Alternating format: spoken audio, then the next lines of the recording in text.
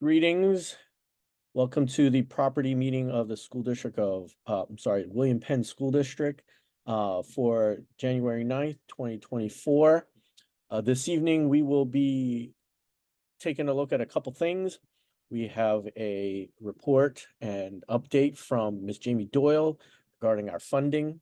And we're going to take a look at some facilities masters update regarding Penwood High School, the ninth grade academy, East Lansdowne Elementary School, Evans Elementary, and the athletic complex.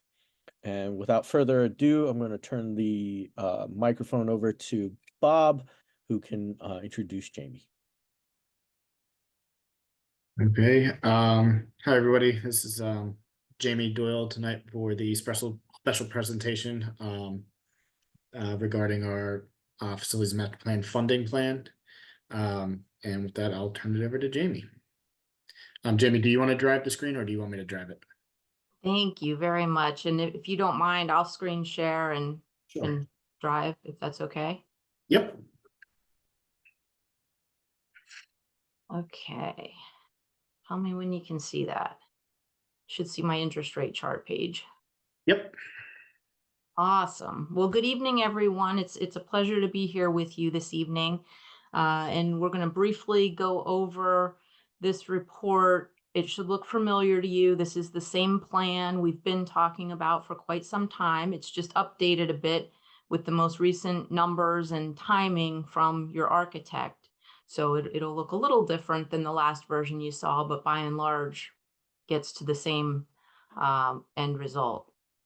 And so I always like to start off talking a little bit about the market and interest rates on my interest rate page. And so you can see we're currently at the blue line. We're still enjoying an inverted yield curve. See how that blue line dips down and then starts to resume its normal upward sloping shape, albeit it's still a pretty flat curve on the long end. So that continues to be the best of both worlds for the district, meaning on your short-term investments, the short end of the curve, you're still earning about 5.5%.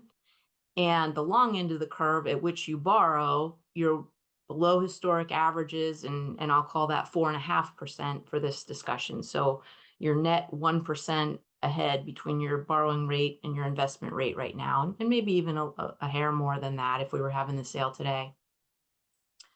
The middle snapshot shows this same index going all the way back to 1993, and we drew a red box on the far right hand side and blew that red box up down below so you could get a bird's eye view of what has happened with this index, particularly in that lower right hand corner.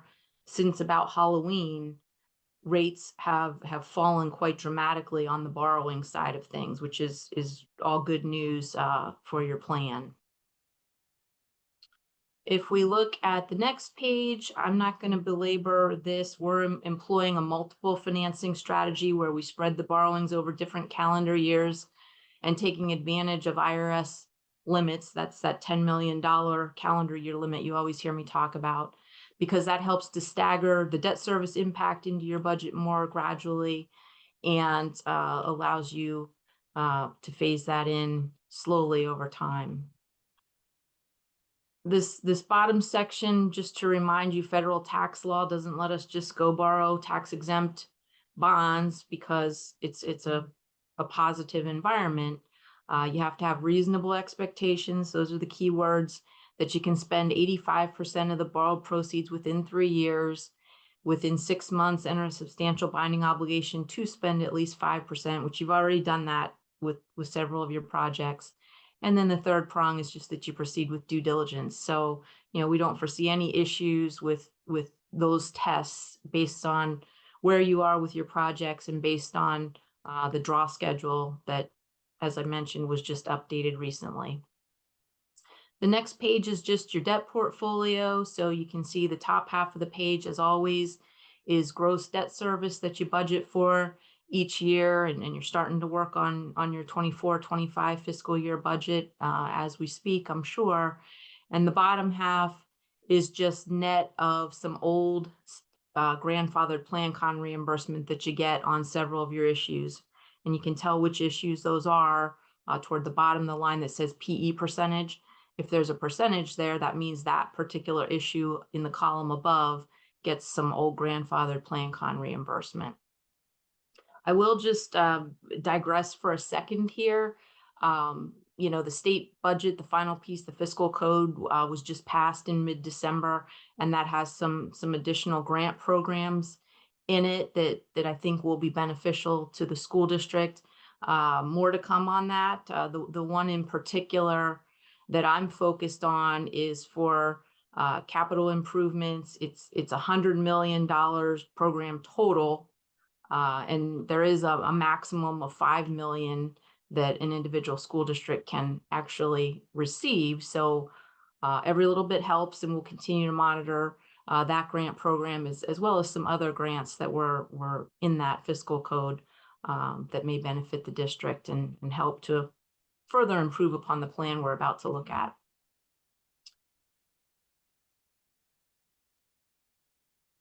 Okay, give me a second. I have a pop-up box that's not letting me scroll. There we go. All right.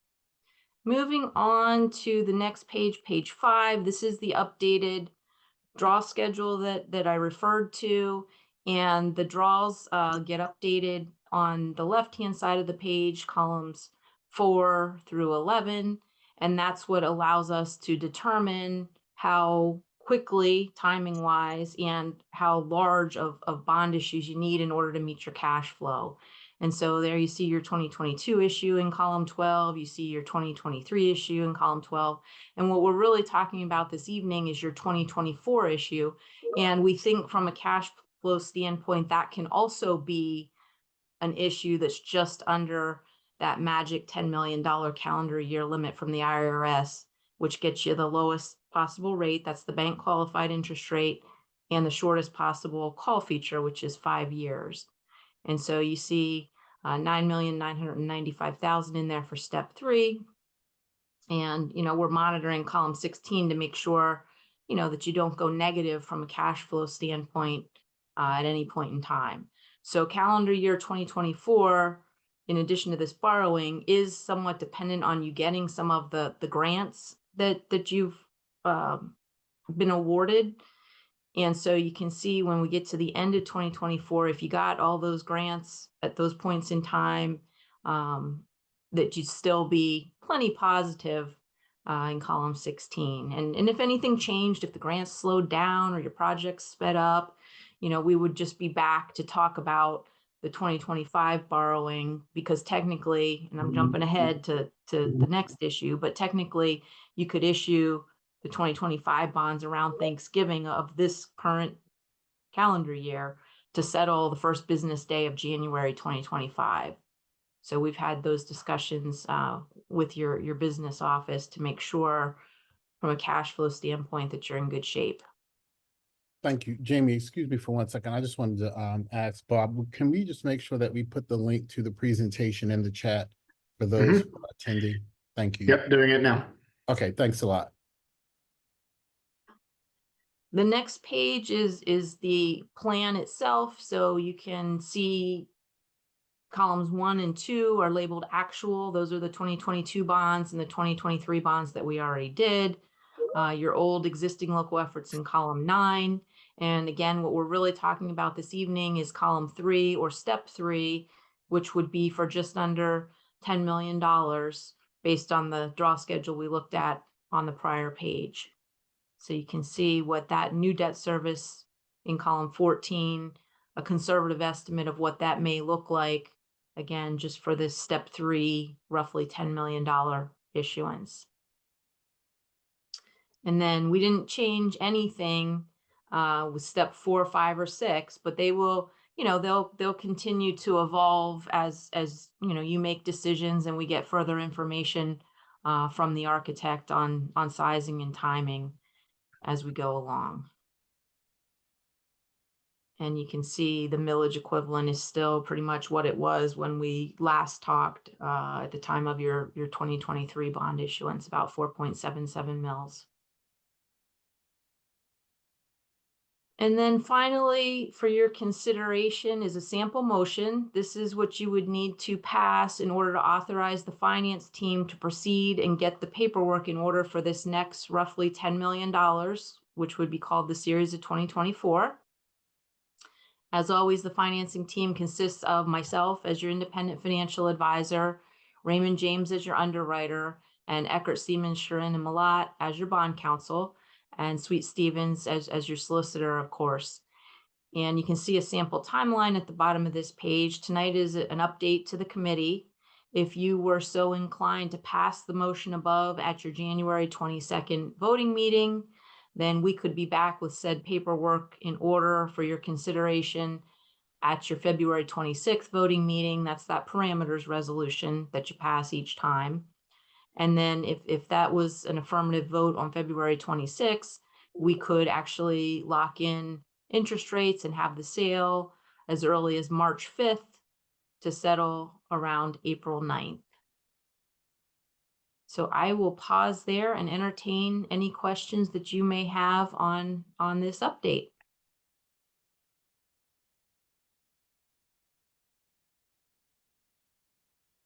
Are there any board members that have any questions related to the information that was presented?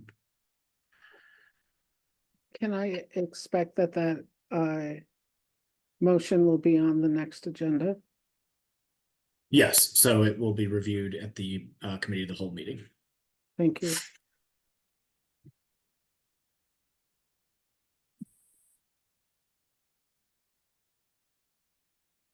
Are there any other additional questions from any board members or panelists? I have no comments, but thank you very much, Jamie, for that information. Thank you. It's my pleasure, and have a great evening. Stay You too. safe. Thank you, warm Jamie. and safe. Bye-bye.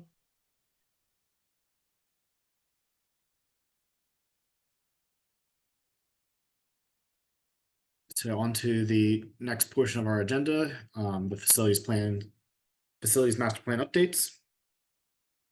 Penwood High School, the preliminary interactive designs have been developed by KCBA. And this is the current site design that will be presented to the board for approval to submit for variance requests at the next board business meeting. So wanted you guys to get a first look at that, and then we are working with KCBA to see if they can make a full presentation at the committee of the whole meeting if possible. Before that, to give a little bit more interactive views. And continuing on, academics is still matching programmatic needs to develop the interior spaces. This has kind of been paused while we work on the external design to make sure we can get through zoning and things like that. And the civil engineer has been working to make sure the measurements and things like that are accurate compared to property lines and things of that nature. Are there any questions related to the Penwood High School update?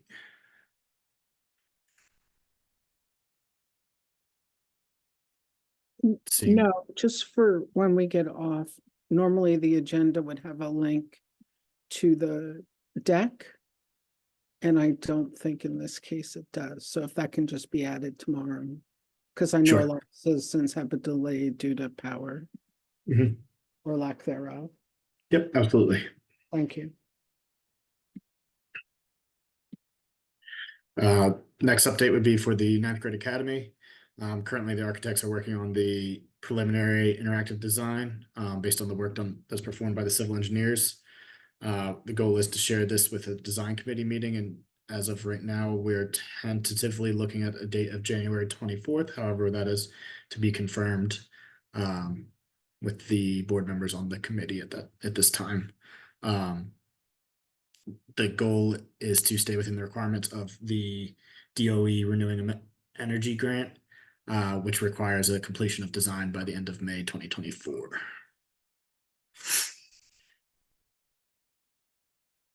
On to the Evans and East Lansdowne work. I've copied and have been maintaining this list throughout the last couple of meetings. However, we have completed a couple items, so I've put that in bold and red. So the boiler room upgrades have been completed at Evans, and the elevator shaft through the roof has been completed. And then you can see the other work that is to be completed through the end of the summer. As well for East Lansdowne, a similar list. However, the boiler rooms upgrades have been completed and the display wall in the main corridor has been completed. And then as you can see, the additional items that need to be completed through the end of summer. Any questions on the last 3 slides before I move on?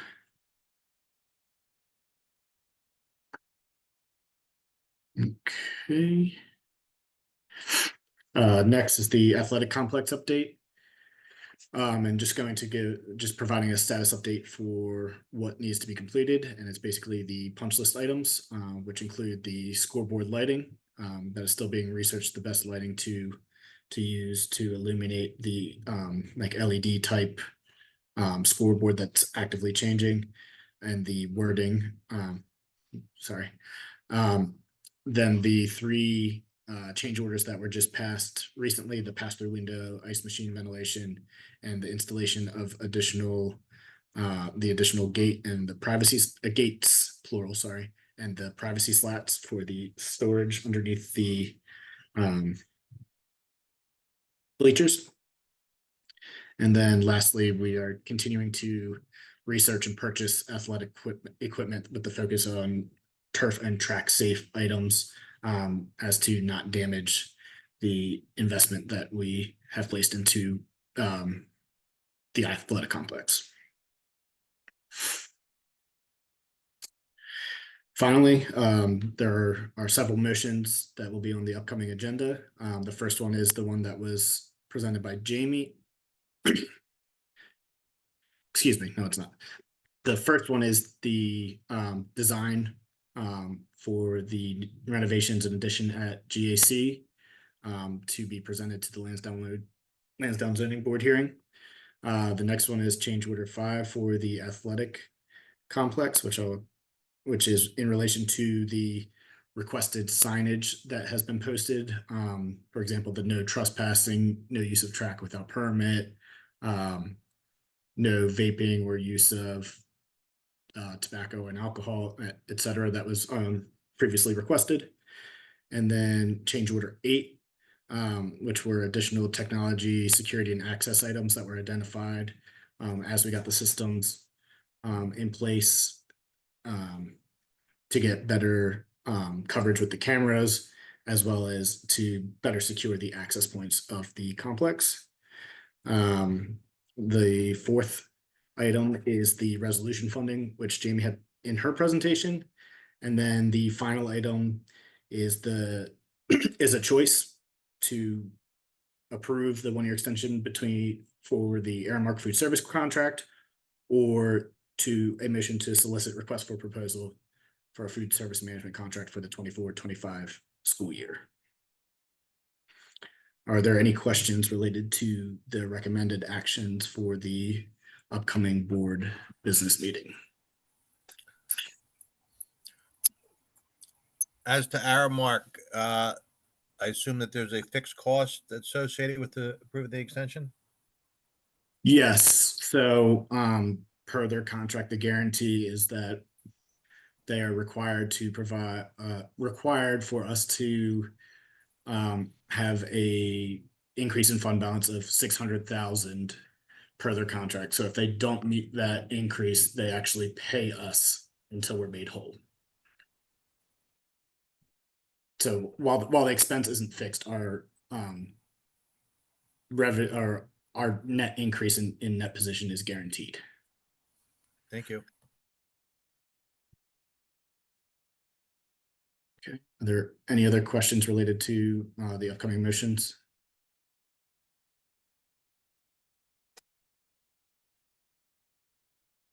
Okay. Seeing none, I'll turn it back to you, Jan. All right, thank you, Bob. I'm going to open the floor to board members if they have any questions regarding any of the components they've seen, the slides they've seen this evening for further discussion.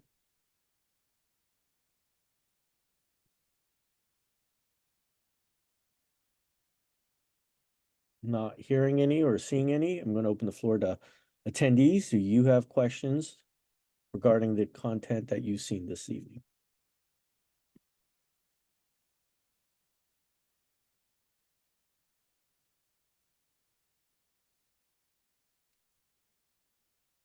All right. Not seeing any or hearing any. I want to thank everyone for their time and stay safe and have a great evening.